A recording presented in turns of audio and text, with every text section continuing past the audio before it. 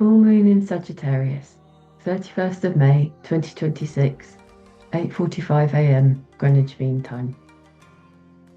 Cultivating inner stillness in a busy and varied world. The 2 weeks either side of this full moon are the month that has the central theme of all things belonging to the third archetype, the 12 archetype cycle, which we call Gemini. In Chinese astrology, it is given the symbol of the horse.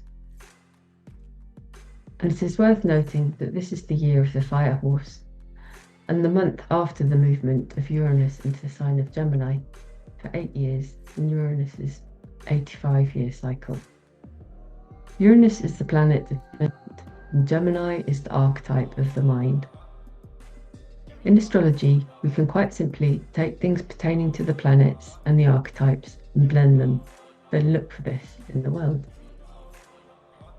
Uranus is also the planet of sudden shocking events, trauma and lightning bolts from the blue that shed a totally different light upon a situation.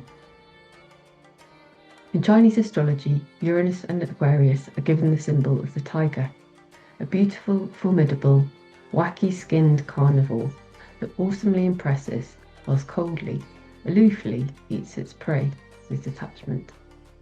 Trauma, objectivity and pure awareness. To an enlightened being, they know the prey is simply transformed into something else. To the prey, or those with a compassionate, empathic heart, this cold sight is likely traumatizing. Perhaps we could also inquire, if the tiger gratuitously kills, does it end up getting gratuitously killed into extinction itself?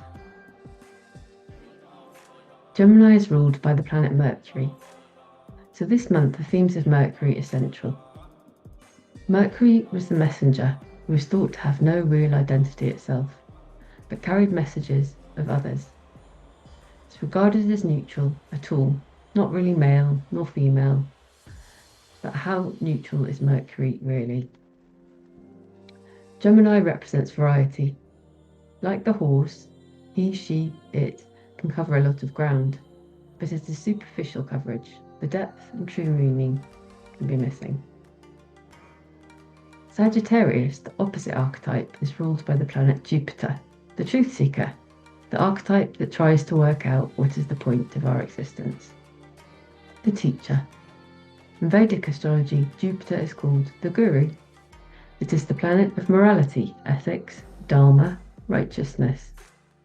We're all looking for meaning to our existence on some level, some more than others. But does anyone really succeed in finding it and holding on to it? Does this happen often? Is it not true that we may think we have the answers one minute, only to suddenly have the insight that we don't the next? We've forgotten the meaning of life that we so surely discovered not long ago. Is not the meaning of life different for everyone? Does everyone not have a different point of view? So how can we claim to possess the truth when another with a very different perspective also claims to possess the truth, but this is a different one? How are our truths similar? How are they different? Jupiter or Sagittarius is the archetype, number 9, and the archetype we often attribute religions to. It is also seen as possessing potentially the negative characteristic of self-righteousness. The Pluto and Sagittarius generation generally has a crisis around the notion of they know everything or they know nothing. A crisis in meaning. And there is an evolutionary impulse that encourages them to come down off their mountaintops and come get the different perspectives of others, all manner of different people. Work out a bigger perspective by looking at various different realities.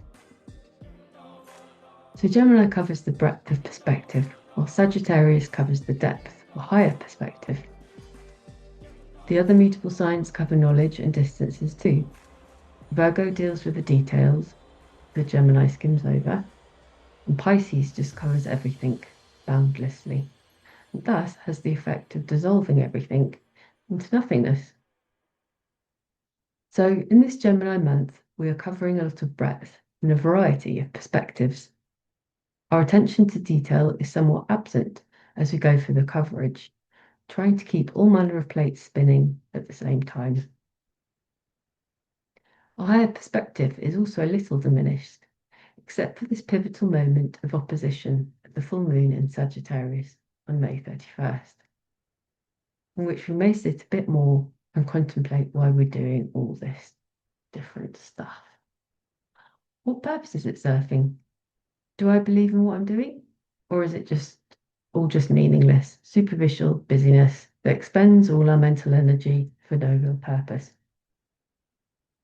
So if we want to do this new introduced to the scene signature of Uranus and Gemini well this month and full moon would be an excellent time to start cultivating an enlightened mind. The ability to find inner stillness amidst a chaotic exterior world. This month could be all about exploring various different spiritual practices that help you embody enlightenment and wisdom. Meditation and repeating a single mantra of something positive that appeals to you helps build an energy field around us that is stronger and more resilient, whilst increasing sensitivity, mindfulness, and greater awareness of what is really going on. It helps us to react less and respond better to what is going on within and without of ourselves. Tai Chi, Qigong, yoga, walking in nature, singing, dancing, laughing, selfless service, energy healing modalities are all activities that help build a stronger energy field around us. In the midst of challenges, create a habit of focusing on the positive, making a sweet space around you with the help of Palo Santo, sage or pine, ethically sourced. Tinkling a wind chime or tuning into the birdsong, taking a deep and slow breath and sending out good, grateful thoughts to yourself and the world. Find whatever works for you that is realistic to achieve. They say a minute of meditation is as precious as gold. It can only take a few seconds to reset our minds to a better direction, whatever our limitations. Something that works for me has been keeping a mala fairly close.